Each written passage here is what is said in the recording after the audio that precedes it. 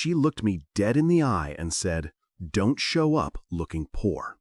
That's the kind of sentence that cuts deeper than any insult, because it isn't about clothes or money. It's about the story people tell about you before you even open your mouth. And that stuck with me because I realized something. People don't wait for your words, they judge your presence. They calculate your worth the second you step into the room. So I thought, fine, if they're going to judge me, I'll control the judgment. That's why when the day came, I didn't walk up like everyone else. I pulled up in a limo. I stepped out slow, not rushing, not trying to prove anything, just letting the silence work for me. And then, instead of debating, explaining, or begging for approval, I cut the check. No hesitation, no fumbling, no asking questions. The room froze because nothing says power like turning talk into action with one move. You see, most people underestimate how much of life is theater. They think substance is enough. They believe hard work and good intentions will shine through on their own. But here's the truth nobody tells you. If you don't package your value in a way people can see, they'll never look close enough to find it. My daughter understood that better than most grown men. She understood that if you walk into the arena looking small, no one will give you the chance to prove you're not. So I decided to walk in larger than life. And the thing is, it wasn't even about the limo or the money. It was about controlling the frame. Because the person who controls the frame controls the outcome. Think about it. How many times have you been right but ignored? How many times have you had the skill, the plan, the solution, but no one listened because they already made up their mind about you before you spoke? That's the tragedy of showing up unprepared for perception. You might be a king, but if you walk in like a servant, they'll treat you like one. And once that label sticks, good luck ever tearing it off. But the reverse is also true. Walk in like you own the place, and suddenly every word you speak sounds heavier. Every gesture looks intentional, and every silence feels powerful. That's why symbols matter. That's why presents matter. That's why my daughter's words weren't shallow advice about clothes. They were survival tactics in a world that doesn't forgive weakness. And here's the twist most people miss. It's not even about impressing others. It's about signaling to yourself. The limo wasn't for them. It was for me. Cutting that check wasn't to flex. It was to prove to myself I'm not scared of the weight of the moment. You can't demand respect from the world if you keep doubting yourself in private. When you play small, you train yourself to think small. When you act afraid, you lock yourself into fear. But when you show up with presence, you rewrite your own belief system. That's why I tell you, don't just prepare your words, prepare your arrival. Don't just prepare your plan, prepare your posture.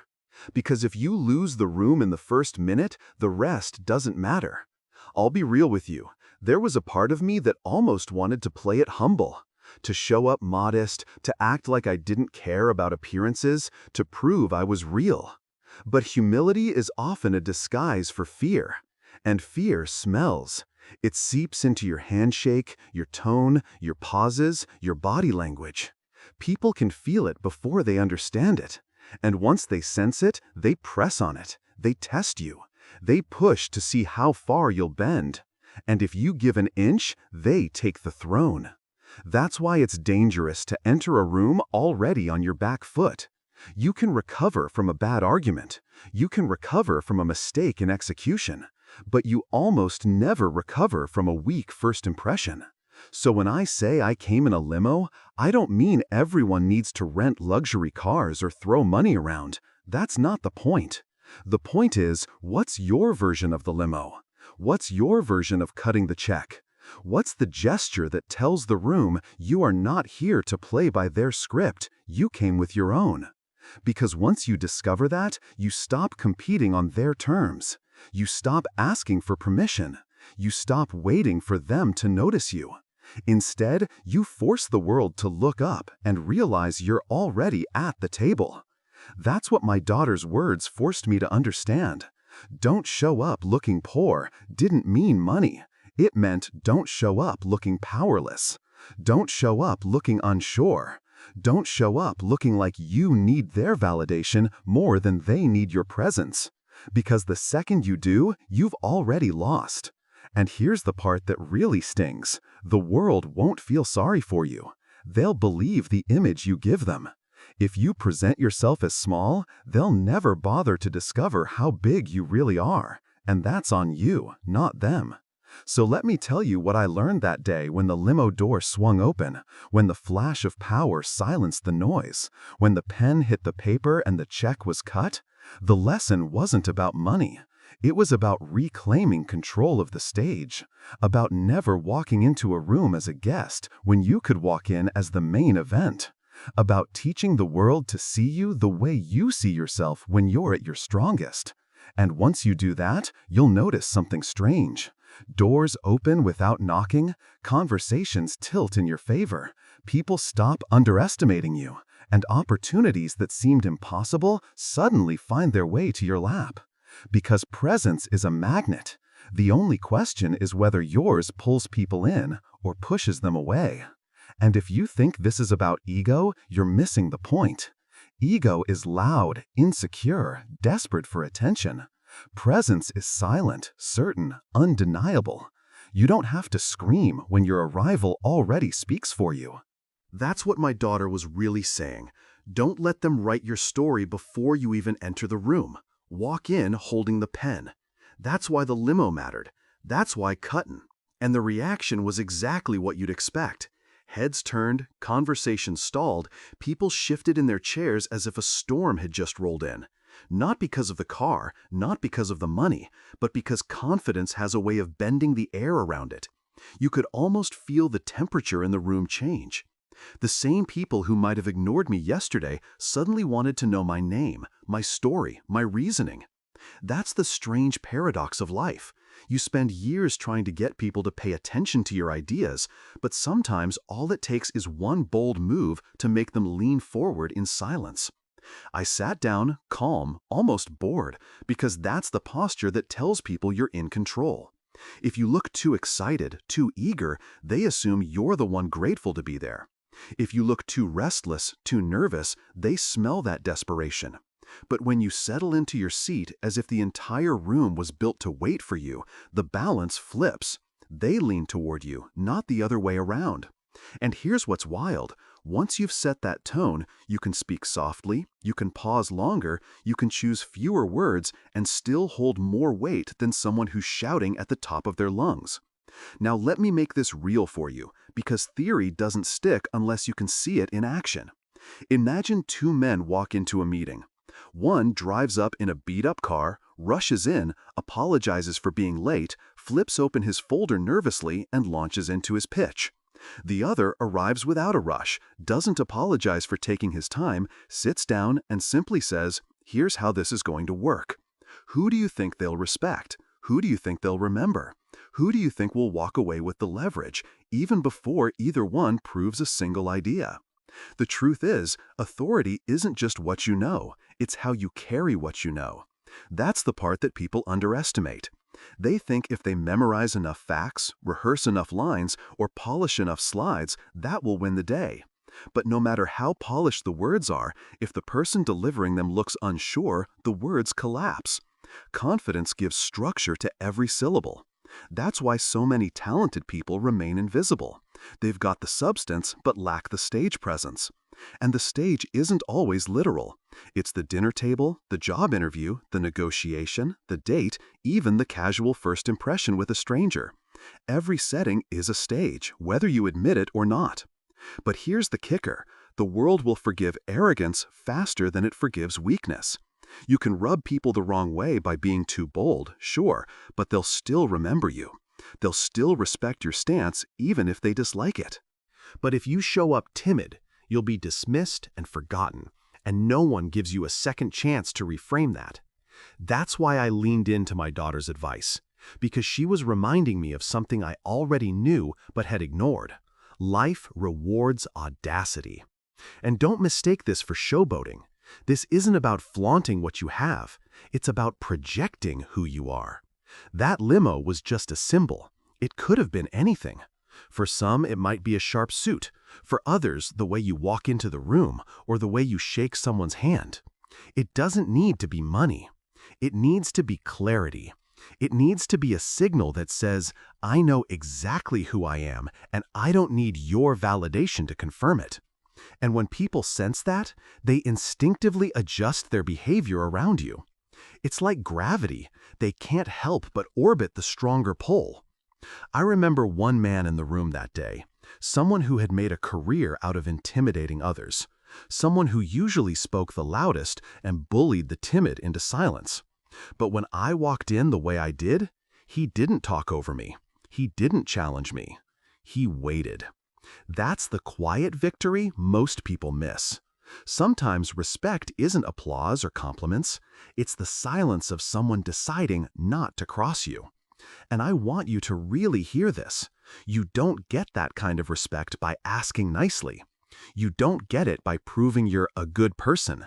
You get it by showing up in a way that makes people think twice before underestimating you. That's why the first move always matters more than the second. Once you've established the frame, everything else flows smoother. It's like chess.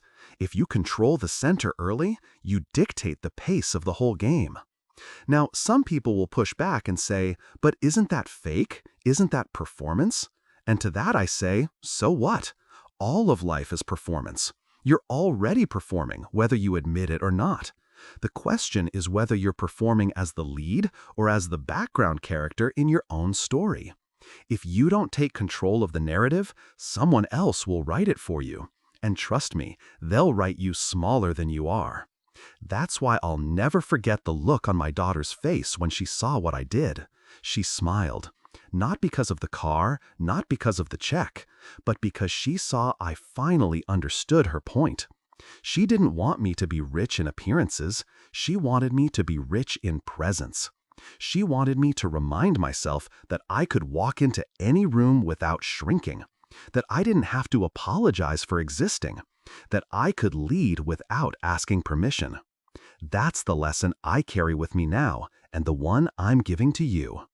Because if you've ever wondered why you keep getting overlooked, why people talk over you, why your contributions go unnoticed, it's not always about the quality of what you bring. Sometimes it's about the way you arrive with it. Sometimes it's the limp handshake, the hesitant tone, the downward glance. And if that's the case, no amount of brilliance will save you. But shift that one thing, shift the way you present yourself, and you'll watch the same people who used to dismiss you start treating you like you've been important all along. And it won't be luck, it won't be coincidence. It'll be you deciding, like I did, to take the stage before the world even realized there was a performance happening. It'll be you teaching them to see what you already knew about yourself, that you were never poor to begin with. You just hadn't learned how to show up rich in presence. And here's the truth most people don't want to face. You can be the smartest person in the room and still get walked over if you don't understand how to stage your presence. Think about how unfair that is for a moment. You could study for years, grind through endless late nights, build skills no one else has, and still lose to someone who simply knows how to walk through the door with confidence. But that's life. It doesn't care about fairness. It rewards whoever commands attention first. That's why I didn't hesitate when the opportunity came. I didn't pause, I didn't second guess, I didn't wait for someone to invite me. I made the move before anyone else had the chance to set the tone. And once you understand that, you start seeing the world differently. You start realizing how often people give away their power before the conversation even begins. They walk into an interview apologizing for being nervous.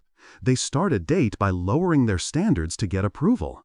They begin negotiations already convinced they have less leverage than the other side.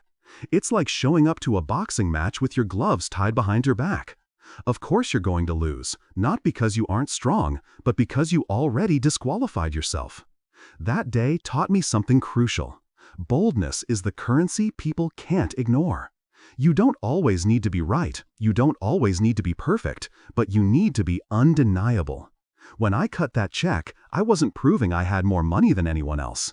I was proving I wasn't afraid to commit. And commitment is terrifying to most people. They hesitate, they stall, they ask for more time, more validation, more reassurance. But when you move fast, when you move decisively, you force the room to catch up to you. They no longer evaluate you on your past. They evaluate you on the strength of the move they just witnessed. And here's the part you'll notice once you try it. People start treating you differently. The same individuals who used to challenge you at every turn now hesitate before questioning you. The ones who once ignored your presence now seek your approval. And it's not because you've suddenly become smarter or more talented. It's because you finally learned to project what you always had inside you.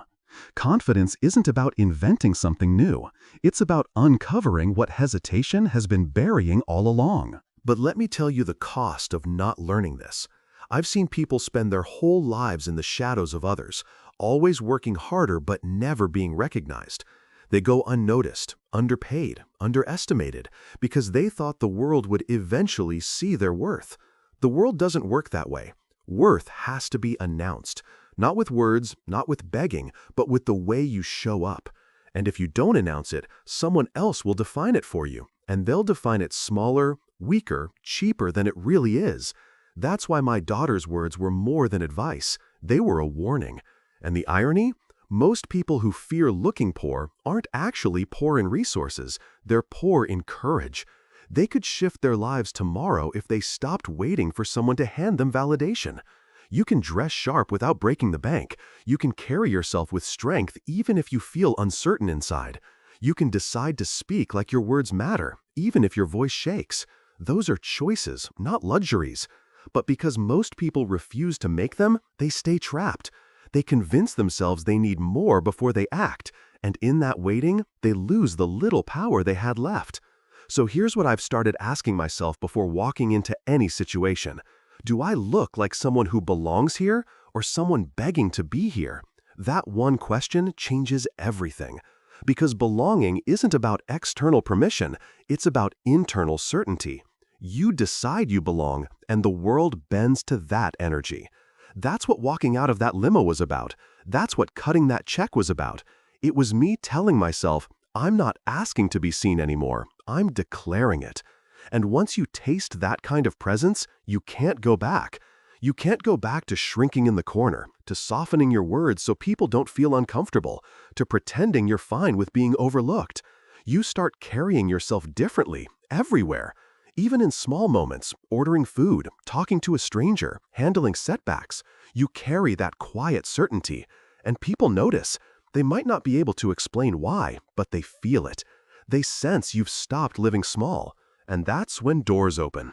Not because they want to do you a favor, but because they'd rather stand beside your momentum than get run over by it. The limo and the check, those were symbols, but the lesson was permanent. Show up bigger than your doubts. Announce yourself without saying a word. Don't let the world decide your value before you even step inside. Because once you let them label you as poor, as weak, as forgettable, that label will follow you like a shadow. But show up rich in presence, and the shadow bends into light. And that light stays with you long after the room is empty. And if you really think about it, that's the part that stings most. The rooms you've already lost because you didn't know how to carry yourself. The opportunities that slipped because someone else showed up louder, sharper, bolder, even if they weren't half as capable as you. I've replayed moments like that in my own life. Times when I had the answer, but I stayed quiet. Times when I had the money, but I hesitated to spend it. Times when I had the power, but I walked in like I was powerless. And every single time, the story wrote itself without me. That's the punishment of showing up small. You give other people the pen, and they write you into the margins.